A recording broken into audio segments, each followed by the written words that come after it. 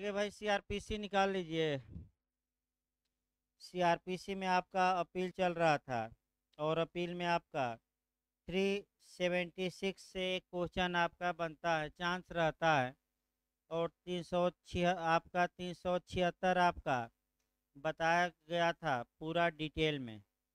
इसके बाद आपका ये 377 इधर आपका 55 धाराएं और महत्वपूर्ण में आपका देखिए आपका जो पूछा जाता सेक्शन आपका दो धाराएं और इधर आपको है। और पहली धारा है 377 राज्य सरकार द्वारा दंडादेश के विरुद्ध अपील। यहाँ जो आपको थोड़ा समझना है वह ये समझना है, दूसरी भाषा में लिख लीजिएगा कि दंड की अपर्याप्तता के आधार पर अपील। दूसरी भाषा में भी लिखिए, पूछा जाता है। सेक्शन 377 में आप दूसरी भाषा में लिखेंगे दंड की अपर्याप्तता के आधार पर अपील। बेरेट के बाद लिखना है, यानी कि अगर निचले न्यायालय ने दंड कम दिया है तो ऐसी दशा में ऊपर के न्यायालय में उसकी अपील सरकार कर सकती है कि दंड की मात्रा अभियुक्त की क्या की जाए, बढ़ाई जाए। अगर मजिस्ट्रेट ने कम दंड दिया है तो अपील कहाँ होगी? अब इसमें दिमाग ज़्यादा नहीं लगाना है, सीधे सीधे अगर मजिस्ट्रेट ने कम दंड दिया है तो या दोष सिद्ध किया है, कम दंड दिया है तो कोर्ट ऑफ सेशन में अपील, और कोर्ट ऑफ सेशन ने दिया है तो आपका हाई कोर्ट, और हाई कोर्ट ने दिया है तो लास्ट में कौन सा, बस क्रम बना लीजिएगा। अब आइए कि कुछ दशाओं में आपका पीड़ित को भी अधिकार है अपील करने का। ये आपका हमने बताया था 372 का परंतुक में भी, और आपका 377 में भी याद रखिए। आपका 377 में भी पीड़ित कब अपील कर सकता है, भले राज्य करे न करे। तो ऐसी दशा में अगर अभियुक्त को दोष मुक्त किया गया हो या प्रतिकर कम दिलवाया गया प्रतिकर को लेकर, और तीसरा दंड की मात्रा अभियुक्त को क्या दी गई हो, कम। इन तीन दशाओं में सरकार करे न करे अपील, राज्य करे न करे, पीड़ित को भी अब क्या दे दिया गया है, अधिकार। ये भी क्वेश्चन आ चुका है।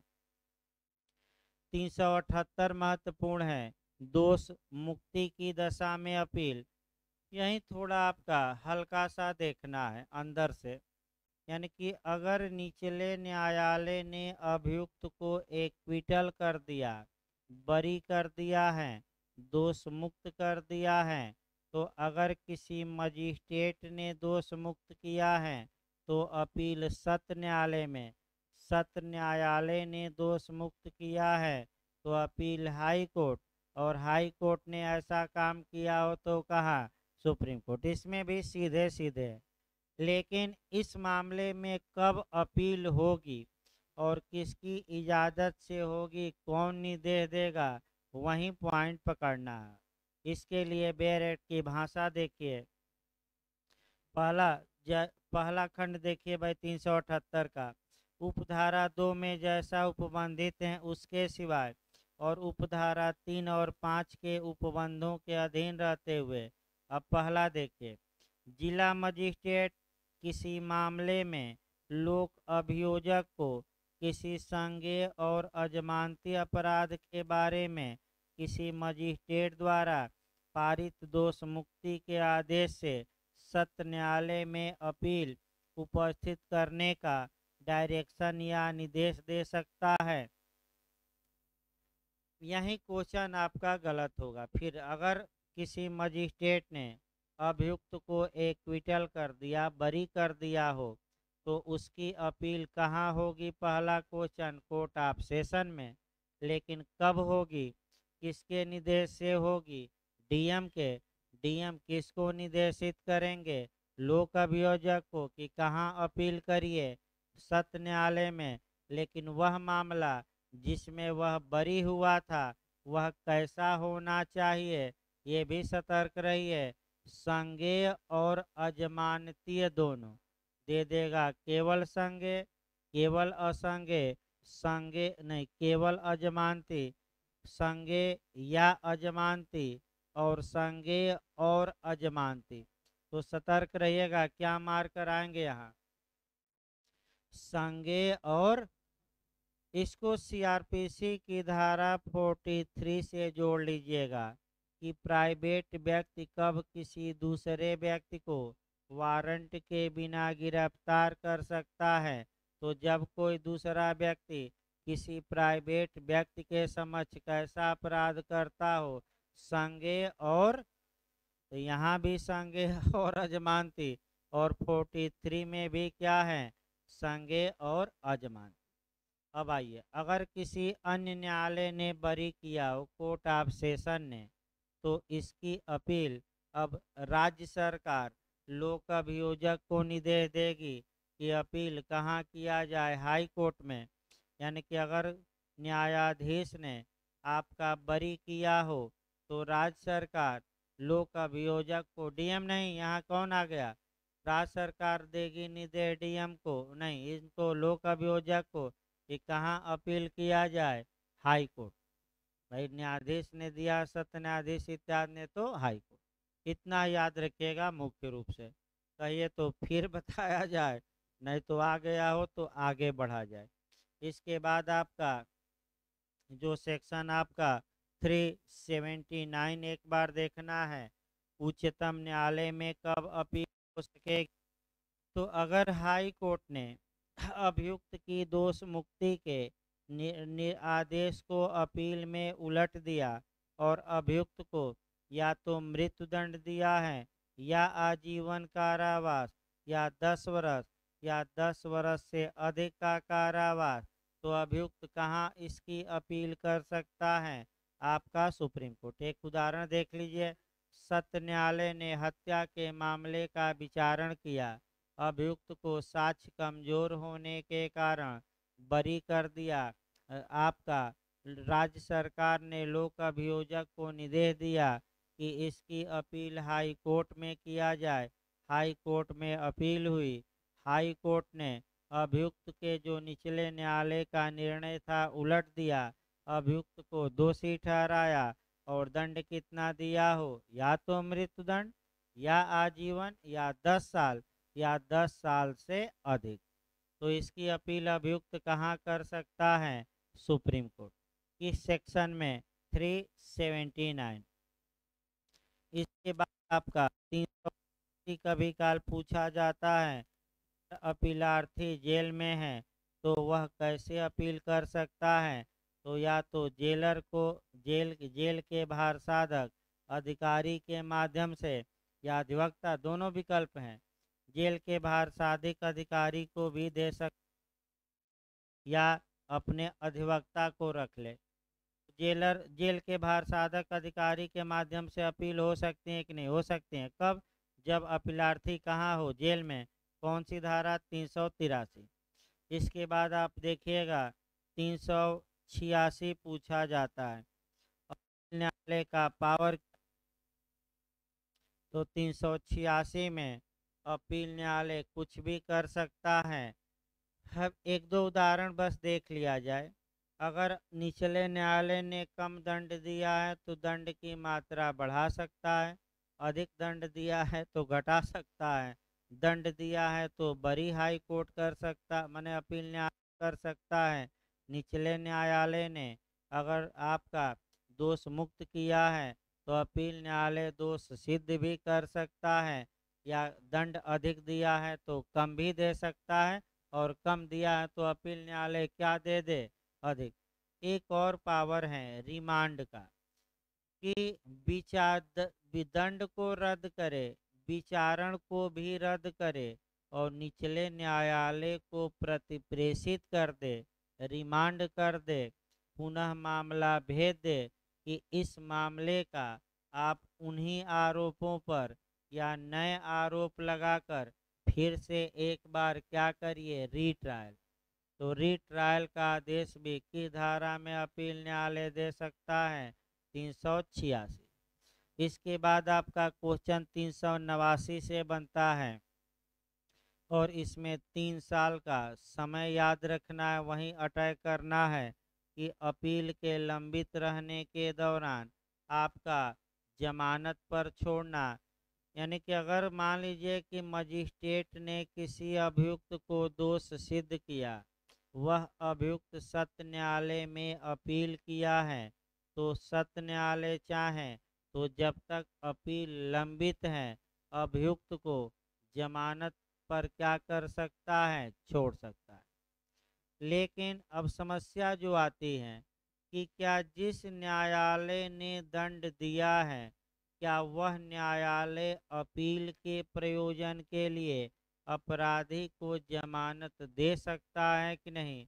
यानी कि इस उदाहरण में मजिस्ट्रेट ने सजा दी अभियुक्त को, अभियुक्त अपील कर सकता था सत्र न्यायालय में, तो अपील न्यायालय हमने बताया कि लंबित रहने तक जमानत देता है, तो क्या मजिस्ट्रेट अपराधी को जमानत दे सकता है कि नहीं? यहाँ समस्या ये आती है कि जो न्यायालय निर्णय सुनाया है विचारण करके, क्या वह अपराधी को जमानत दे सकता है कि नहीं? कुछ दशाओं में दे सकता है, लेकिन कब दे सकता है, वही पॉइंट आपका अटैक करना है। अगर वह ऐसा दंड दिया है जिसमें से दंड की मात्रा 3 वर्ष या 3 वर्ष से कम हो, यानी कि अब दूसरा उदाहरण देखिए, इसको छोड़ दीजिए। ये एक अभियुक्त था, कोर्ट ऑफ सेशन या सत्र न्यायालय ने उसका विचारण किया और 3 वर्ष का कारावास की सजा दी, तो सत्र न्यायालय चाहे तो अपील के लिए तुरंत खुद ही क्या दे दे? जमानत। जेल न भेजकर क्या दे दे? जमानत। लेकिन कब ये हो सकता है? जब निचले न्यायालय ने कितनी सजा दी हो, वहीं पूछा जाता है 3 वर्ष या 3 वर्ष से कम। अगर 3 वर्ष से जैसे ही सजा अप हुई, अब विचारण न्यायालय या दंड देने वाले न्यायालय को अभियुक्त को जमानत देने का अधिकार समाप्त। अब कौन जमानत दे सकता है? अपील न्यायालय। ऊपर का न्यायालय, मैंने अपील न्यायालय कहिए, ऊपर का न्यायालय ठीक है, लेकिन उसको हम लीगल भाषा में क्या कहेंगे? तो 3 साल या उससे, फिर हम बता रहे हैं यहीं आपका अटैक करना है। हाँ क्या? हाँ 437 में आपका, हाँ 437 ए जोड़ सकते हैं कि आपका वहाँ नहीं, वहाँ आपका 437 ए भी जोड़ सकते हैं। बांड लिया जाता है कि जब ऊपर का न्यायालय बुलाएगा तो आप क्या होइएगा? हाजिर। तो फिर एक बार इसको अच्छे से हम दोबारा तिबारा बता रहे हैं, गलती होने का चांस रहता है। जिस न्यायालय ने विचारण किया, निर्णय दिया, अगर वह न्यायालय अभियुक्त को 3 वर्ष या उससे कम के कारावास की सजा दिया है, तो अपील के लिए आपका वही न्यायालय अभियुक्त को क्या दे सकता है? जमानत। छोड़ सकता है। लेकिन 437 ए के तहत जमानत लेते समय बांड भी भरवा सकता है कि जब ऊपर का न्यायालय तुम्हें क्या करेगा? अपील न्यायालय बुलाएगा तो वहाँ क्या होना? हाजिर। तो इसको जोड़ सकते हैं कहाँ से? 437 ए। इसके बाद आपका जो पूछी जाती हैं, आपका 392 पूछी जाती हैं, रेफरी का सिद्धांत। अगर न्यायाधीश समान रूप से विभाजित हैं, तो आर बनाम गोविंदा का केस याद रखिए, ये सभी न्यायाधीश अपना निष्कर्ष निकालकर एक अन्य न्यायाधीश को देंगे और बहुमत फैसला क्या होगा? मान्य होगा। इसके बाद आपका 394 अपीलों का उपशमन आता है कि कब अपील समाप्त होगी, तो आपका ये भी याद रखिएगा, एक लाइन पढ़ लीजिएगा। आगे आइए, चैप्टर आपका देखा जाए। जो चैप्टर आपका छूटा है, का एक चैप्टर उठाया जाए। अब आ जाइए, आपका 300 से लेकर और 327 तक शुरू किया जाए भाई, निकाल लीजिए। यहाँ से भी हमें लगता है 2 या 3 क्वेश्चन निश्चित बनेगा। यानी कि फिर हम बता दें पिछली बार कौन कौन क्वेश्चन बना है वो भी हमें बताना है, लेकिन 300 से लेकर और 327 तक में 2 क्वेश्चन कहीं गया नहीं है। अधिकतम आपका प्री में 3 क्वेश्चन भी बन सकता है, लेकिन आपका 2 क्वेश्चन ज़्यादातर बनता है। आपका अध्याय 24 जांचों और विचारणों के बारे में जनरल प्रावधान करता है, सामान्य प्रावधान करता है। तो पहले देखा जाए धारा 300 का जो पढ़िएगा आपका सिद्धांत जरूर पूछा जा रहा है वर्तमान में।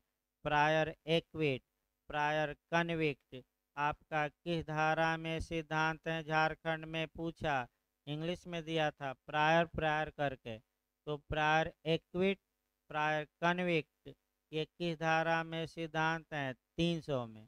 क्लाज वाइज पूछा गया है 300 के क्लाज 1 में। दूसरा क्वेश्चन बनता है रेस जुडिकेटा का सिद्धांत सीआरपीसी की किस धारा में है, प्रांग न्याय या पूर्व न्याय। तो क्या मारेंगे आपका 300 का कौन सा क्लाज 1।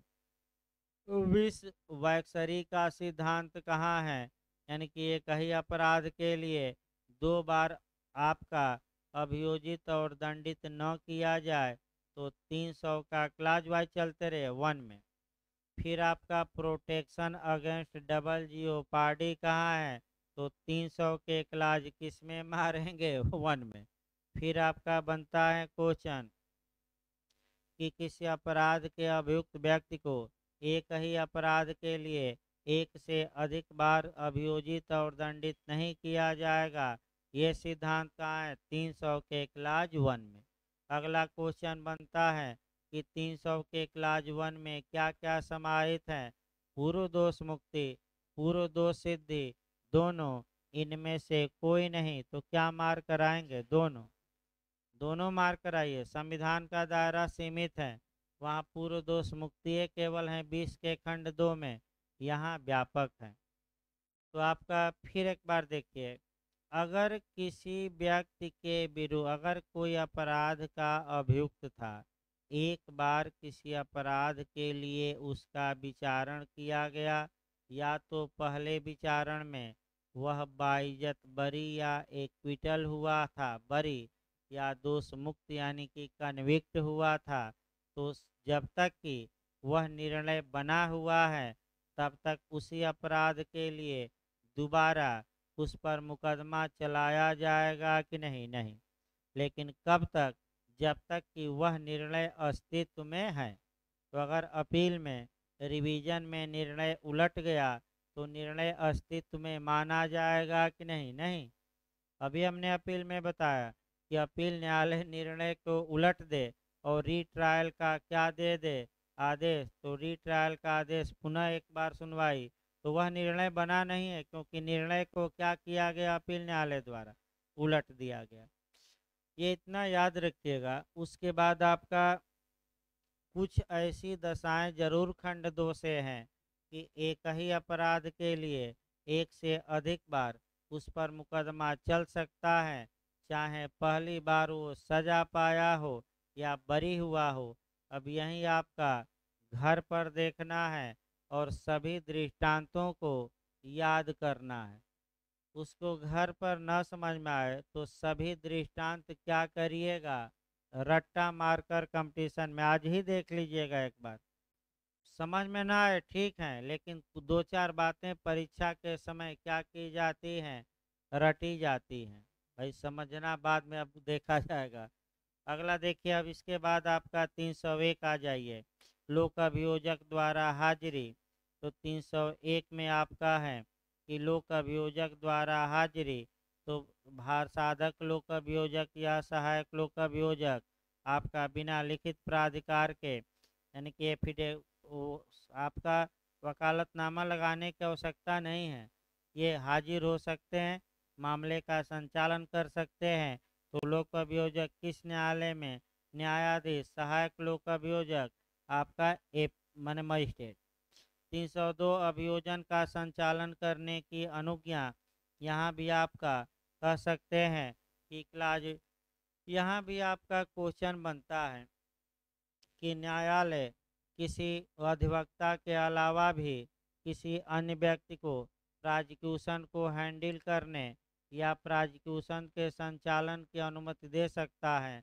अगर पुलिस को देता है तो दो प्रतिबंध हैं कि वह पुलिस वाला इंस्पेक्टर की रैंक के नीचे का न हो, यानी इसकी रैंक के नीचे का न हो, मतलब या तो इंस्पेक्टर हो या इसके ऊपर, और वह पुलिस वाला उस मामले के अन्वेषण में भाग न लिया। अब क्या कोई व्यक्ति स्वयं अपने मामले में वकील हो सकता है कि नहीं? हो सकता है। इसको आपका 302 का क्लाज 2, यानी कि अभियुक्त ये कहे कि हम स्वयं अपना मामले में वकील होंगे, तो हो सकता है कि नहीं? हो सकता है। ये किस क्लाज में आएगा? 302 के किस में? तो स्वयं आप कर सकते हैं, कोई रोक टोक नहीं, अपना मुकदमा स्वयं लड़ सकते हैं न्यायालय की इजाज़त से, कोई वकील रखने की आवश्यकता नहीं है। ये भी पूछ सकता है। 303 भी खूब पूछा जाता है, पिछली बार आया हुआ है।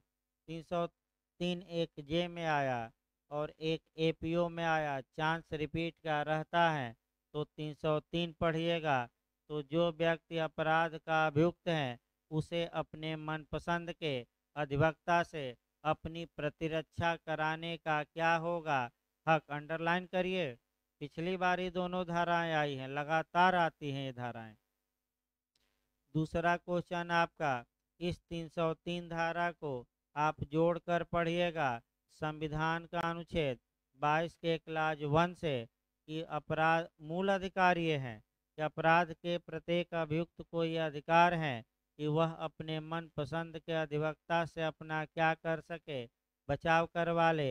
ये किस अनुच्छेद में फंडामेंटल राइट है? तो आपका जवाब रहेगा 22 के किस क्लाज में? 1 में। 304 आ जाइए, फ्री लीगल एड, निःशुल्क विधिक सहायता। 304 पर केस भी याद रखना है। 304 का जो नियम है, आपका पहला क्वेश्चन जो बना है, पिछली बार भी आया था, फ्री लीगल एड या निःशुल्क विधिक सहायता का प्रावधान किस सेक्शन में सीआरपीसी के हैं? कई बार क्वेश्चन आया है। 304। दूसरा क्वेश्चन, सीआरपीसी की धारा 304 किस स्टेज में निःशुल्क विधिक सहायता की बात करती है? वह स्टेज भी पूछा गया है। तो सभी न्यायालयों में नहीं, केवल सत्र न्यायालय, वो भी किस स्टेज में? ट्रायल के। एक शब्द पकड़िए, जो इस समय चिड़िया की आंख पर आपका तीर होना चाहिए, चिड़िया पूरी नहीं, यानी कि पूरा बेयर एक्ट का समय गया। बेयर एक्ट में जिन बातों से क्वेश्चन अटैक करता है, कर सकता है, बस वही बातें पढ़िए। अब पूरा बेयर एक्ट पढ़ने का क्या हुआ? समय चला गया। अब ये शांति काल नहीं है, बल्कि क्या है? अशांति काल। तो और आपका कुछ ही समय बचा है और उसके बाद तो शांत हो ही जाएंगे लोग, यानी कि उसके बाद नींबू और मिर्चा बैग में न लाइएगा, यानी कि 21 के बाद न लाइएगा। सबको देख लिया जाएगा पनौती को, लेकिन 21 तक भाई लाइए ताकि पनौती न लगे। तो फिर एक बार देखिए, सतर्क रहिए, पूछा जा चुका है। किस कोर्ट में केवल ये प्रावधान है? सत्र न्यायालय के समक्ष, सत्र न्यायालय में। स्टेज भी पूछा गया है, किस स्टेज में? ट्रायल के दौरान। तो अगर सत्र न्यायालय देखता है कि विचारण वह शुरू किया, तो बताइए विचारण कब से प्रारंभ होता है? आरोप के निर्माण से या विरचन से। और अभियुक्त को बचाने के लिए अधिवक्ता नहीं है, तो सत्र न्यायालय राज्य के व्यय पर अभियुक्त को क्या प्रदान करेगा? Free legal aid. Supreme court की नज़र गई, सुप्रीम कोर्ट ने कहा आस्कट के केस में कि निःशुल्क विधिक सहायता अनुच्छेद 21 में एक फंडामेंटल राइट है और सभी को प्रदान करना राज्य का कोई दान नहीं है, बल्कि राज्य का ये क्या है? कर्तव्य। तो दान धर्म नहीं है कि दान दे रहा है, ये राज्य की ड्यूटी है कि अभियुक्त के पास अधिवक्ता नहीं है तो राज्य अधिवक्ता प्रदान करे, क्योंकि नेचुरल जस्टिस का सिद्धांत आडि अल्ट्रम पर्टम, दूसरे पक्षकार को भी क्या किया जाए, सुना जाए, और अभियुक्त की भी बातें सुना जाए। सुना कब जाएगा? जब उसके पास क्या हो, अधिवक्ता या वकील, फ्री में दिया जाएगा। उदाहरण भी विद्यमान है, निर्भया कांड में दिया गया, कसाब के मामले में सब में दिया जाता है। बिना अधिवक्ता के कोर्ट में कार्रवाई नहीं चलेगी। यहाँ जो आपका पूछा जाता है वर्तमान समय में, तो विधिक सेवा प्राधिकरण अधिनियम 1987 बना है, जो वर्तमान समय में सभी न्यायालयों में सभी स्तरों पर अब निःशुल्क विधिक सेवा क्या होगी, अभियुक्त को प्राप्त। पहली बार पेश कर रहा है उस स्टेज से लेकर और कब तक, सुप्रीम कोर्ट में अपील तक। भाई याद रखिए, यह सेवा प्रदान की जाएगी। और खर्चा कौन देगी इसकी? राज्य। 305 आ जाइए 304 के बाद 305 आ जाइए। प्रक्रिया जब निगम या रजिस्टर्ड सोसाइटी अभियुक्त हो, 305 छोड़ दीजिएगा। इसके बाद आपका 306 सह अपराधी को क्षमादान। अब यहाँ से आपका क्वेश्चन बनता है, तो सह अपराधी आपका कहाँ परिभाषित किया? नहीं, सह अपराधी की परिभाषा कहीं नहीं दी गई है। सह अपराधी कौन कहलाते हैं? तो जो जब दो या दो से अधिक व्यक्ति, आपका एक ही अपराध है भाई, किसी अपराध में या तो मुख्य अपराधकर्ता या सहायक अपराधकर्ता के रूप में जुड़े रहते हैं, एड रहते हैं, संसर्गी रहते हैं, और उनका इरादा उस अपराध को करने का होता है कि नहीं होता है। तो कौन सा अपराधी है कौन नहीं, ये लिस्ट पूछी जाती है। तो जो स्वेच्छा से रिश्वत व्यक्ति देता है और जो बेश्या उसके ग्राहक और दलाल, ये सह अपराधी हैं।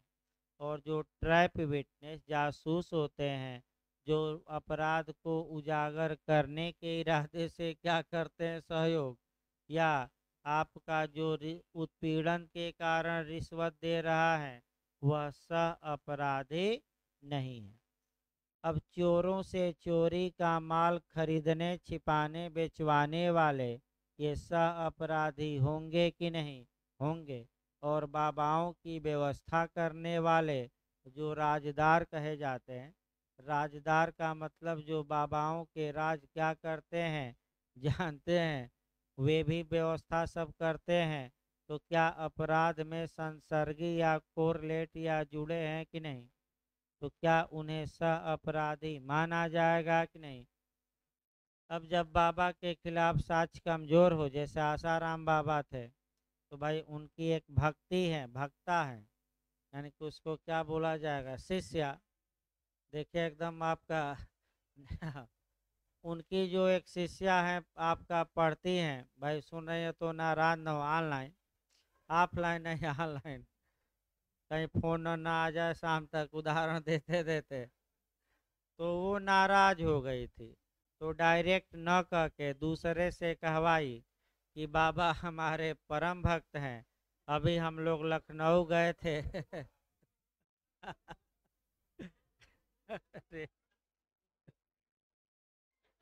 चलिए देखिए आपका शब्द वापस लिया जा रहा है भाई।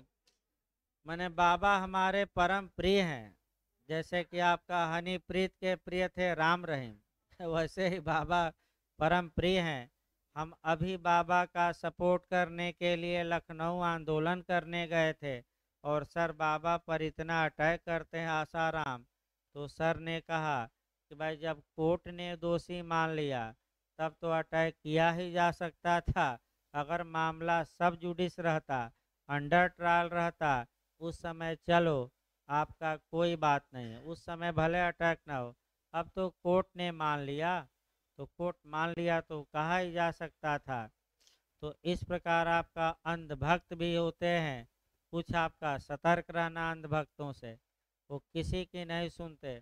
भाई उदाहरण को उदाहरण के रूप में लिया जाए, जो लोग ऑनलाइन पढ़ रहे हैं, ये नहीं कि आपका किसी की भावना को ठेस पहुंचाने का इरादा नहीं है।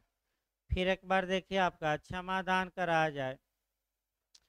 आपका ऐसे ही इस सह अपराधी को क्षमादान एकम्प्लिक्स को दिया जाता है।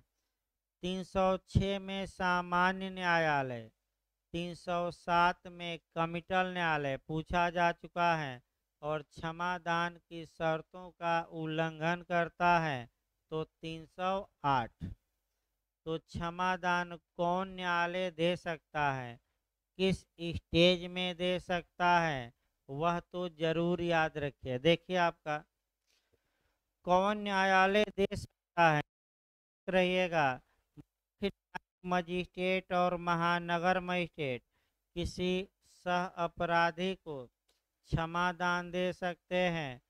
किस स्टेज में दे सकते हैं, अन्वेषण के दौरान, जांच के दौरान, विचारण के दौरान, उपर्युक्त सभी। तो अगर मुख्य न्यायिक मजिस्ट्रेट या महानगर मजिस्ट्रेट पूछे तो सभी स्टेज मार दीजिएगा। पुलिस अन्वेषण कर रही उस दौरान भी, जांच संज्ञान इत्यादि ले लिया गया तब भी, और ट्रायल चल रहा है तब भी। लेकिन जो फर्स्ट क्लास जुडिशियल मजिस्ट्रेट है, वह आपका केवल जांच या विचारण के प्रक्रम पर ही क्षमादान दे सकता है। फिर एक बार याद रखिए, मुख्य न्यायिक मजिस्ट्रेट, महानगर मजिस्ट्रेट, महानगर ही है, देख लिया नहीं, इंग्लिश वर्जन भी देख लिया जाए ना एक बार, मेट्रोपॉलिटन ही है, क्योंकि एक दो जगह आपका हिंदी इंग्लिश में गलत है। हिंदी में महानगर मजिस्ट्रेट और इंग्लिश में मुख्य महानगर दिया है, लेकिन यहाँ कोई गलती नहीं है। फिर एक बार हम बता रहे हैं, यही 2 लाइन याद करके जाइएगा फिलहाल परीक्षा के लिए। मुख्य न्यायिक मजिस्ट्रेट और महानगर मजिस्ट्रेट सह अपराधी को किस प्रक्रम पर क्षमादान दे सकता है, अन्वेषण, जांच, विचारण, उपर्युक्त सभी। तो क्या मार्क कराएंगे, उपर्युक्त सभी। अब दूसरा ये, प्रथम वर्ग न्यायिक मजिस्ट्रेट किस स्टेज पर सह अपराधी को क्षमादान दे सकता है, अन्वेषण, जांच, विचारण, और अंतिम देगा जांच विचारण। तो किस स्टेज पर, जांच या विचारण। अन्वेषण के स्टेज पर इसे पावर नहीं है। अब अगला मॉडल बन सकता है कि फर्स्ट क्लास जुडिशियल मजिस्ट्रेट किस क्रम में या किस प्रक्रम में सह अपराधी को क्षमादान नहीं दे सकता, अन्वेषण, जांच, विचारण, उपर्युक्त सभी। क्या मार्क कराएंगे इसमें, अन्वेषण, उपर्युक्त सभी नहीं, जांच विचारण में तो क्या कर सकता है। अब कमिट मामला कराइए। First class judicial magistrate commit करता है 209 के तहत, किसको करता है, सत्र न्यायालय को। तो क्या सत्र न्यायालय सह अपराधी को क्षमादान दे सकता है कि नहीं दे सकता है। तो अगर अब यही आपका झारखंड में पूछा गया था कि सुपुर्द न्यायालय किस धारा के तहत देता है, 306 नहीं 307, और क्षमादान की शर्तों का वायलेशन सह अपराधी ने किया है, तो अब 3 मुकदमा चल सकते हैं। मिथ्या साक्ष्य देने, जिसके लिए क्षमादान किया गया था उसके लिए भी, और अन्य कोई अपराध जिसका किया जाना क्या होता है, प्रतीत। कल बताया जाए भाई। अब आपका गला थोड़ा बहुत ही हो रहा है, क्योंकि नॉन स्टॉप बोला जा रहा है जरा भी, यानी कि बिना रुके। तो कल इसको आपका खींच के इसके बाद 2 चैप्टर, कल CRPC समाप्त हो जाएगी, क्योंकि आपका गिरफ्तारी भी हो जाएगा और आपका 125 से 128। हाँ हाँ, तो कल आपका, कल नहीं तो परसों होगा, एक ही पीरियड चलाया जाएगा।